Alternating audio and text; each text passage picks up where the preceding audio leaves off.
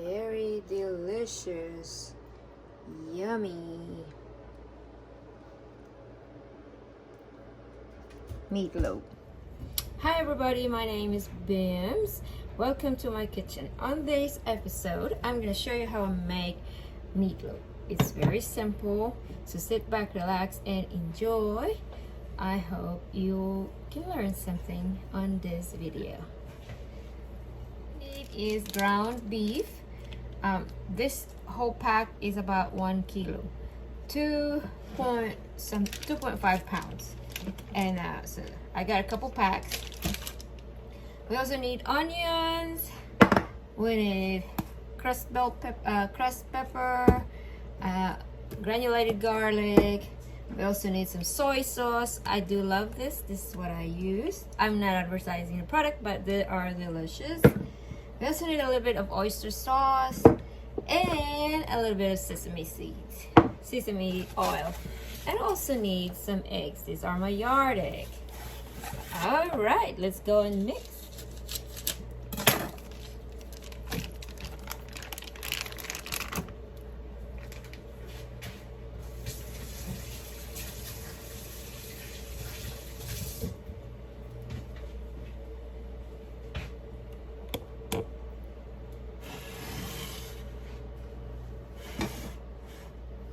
We dump in our onions.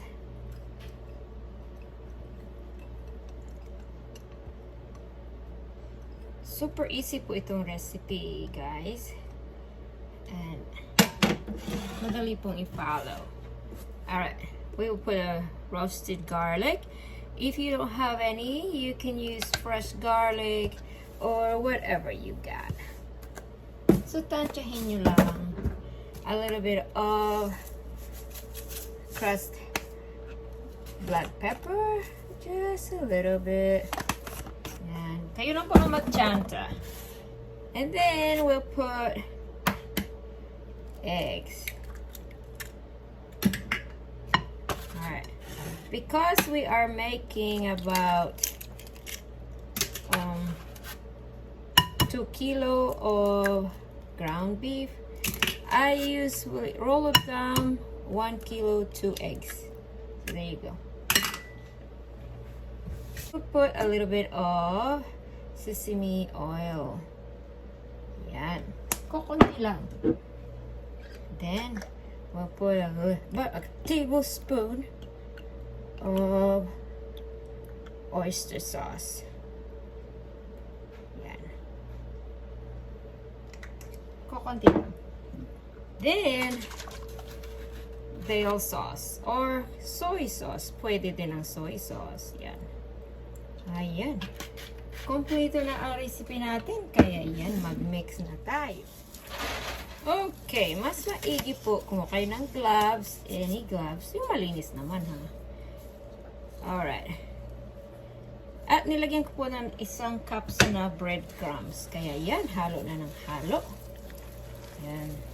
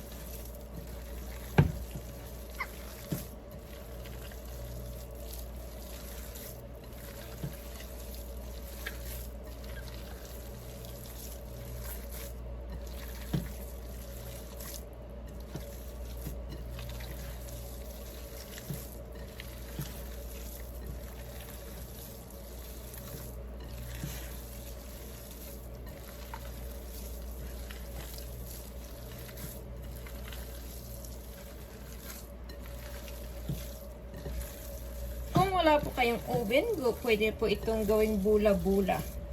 So, same recipe lang po.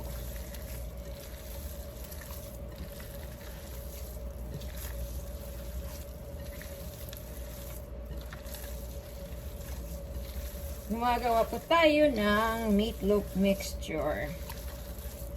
Ayan, hinahalo lang po natin ang ating mga ingredients. And while naghalo po tayo, mega love shoutout sa aking mga members dyan. Lysely Vlog. Kung hindi nyo po kadikit si Lysely, hanapin nyo na dyan sa page ko. Ay, makikita nyo din. And si Jing in Hong Kong. Mega love shout out, Jing. Ang maganda kong Team Legit leader na walang iwanan. Yan, si Jing in Hong Kong. Si M14 TV. Mega love shout out. Si Vicky Montreal. Mega love shout out.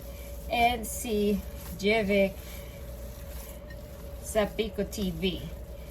Bunso, mega shoutout. Yan po ang mga members ko so far. Bago pa pong namoni si Bims. Kaya, ayan, 1 month pa po. Namoni si Bims. Mega shoutout sa ating Team Legit. Walang iwanan. Ang mga wakwak na magaganda. Mega shoutout to you all. Ayan. Naghahalo po si Bims ng meatloaf mix. Oh, yan. Ang ganda na. Yan. Ang bango. Pwede na po ito gawing bula-bula. Pero gusto ko po gawing meatloaf para meron tayong sandwich this weekend.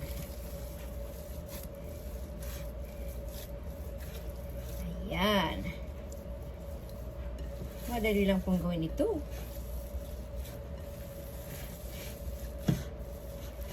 Okay.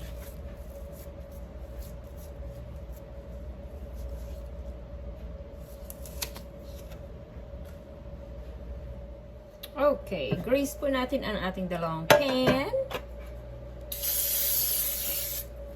Yan. Now, after you mix, you just set it in the pan. Put it half full.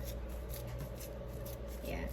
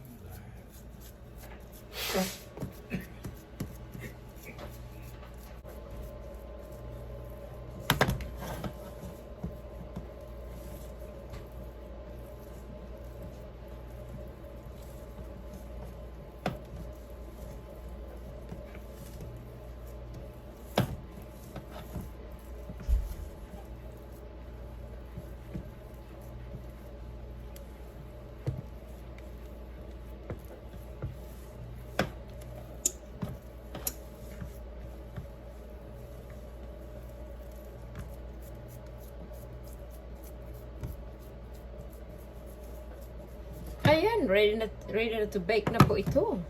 And we'll do the same on the other pan. Pinipress down lang po natin para even ang inside po ng ating meatloaf. Okay? Yan. I-bake po natin ito for at least 45 minutes. I-check nyo po after 45 minutes on 350 degrees Fahrenheit oven. Kung wala po kayong oven, huwag mag-alala. Gawin yung bula-bula. Or ilagay nyo sa kawali na may tubig. I-roll nyo lang sa aluminum foil. Parang maimbutido na kayo. But this one is meatloaf. Ayan. Okay. So, ayan. Ready na ang ating meatloaf. Isasalin na natin ito sa oven at 350 degrees. Okay? Okay. Lagyan po natin ang ketchup.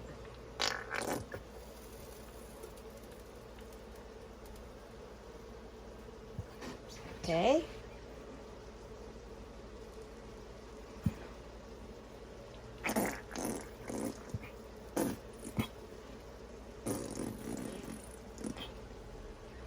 And then, i-bake pa natin ulit ng mga 10 minutes. Okay.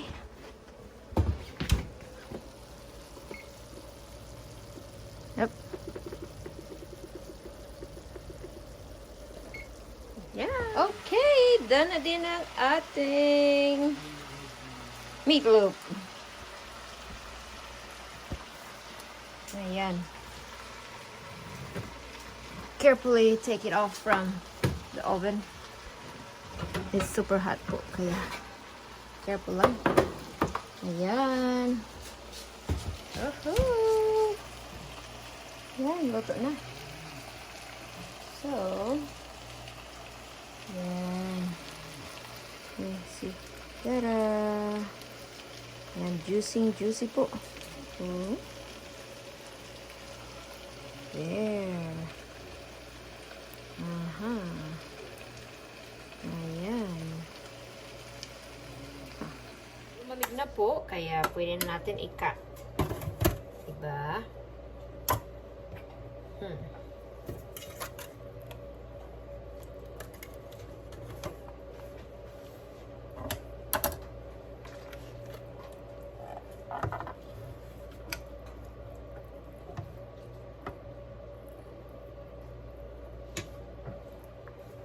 Ayan. Yan ang ating egg roll. I will let Georgie try a piece of meatloaf. There you go. Sit. Sit down. Sit down. Good boy. What do you think, Georgie Boo? Is meatloaf okay? Give me 5. Give me a shake hand. Oh, Georgie likes it. Until next time. There you are. Georgie said okie dokie on the meatloaf. And he wants more.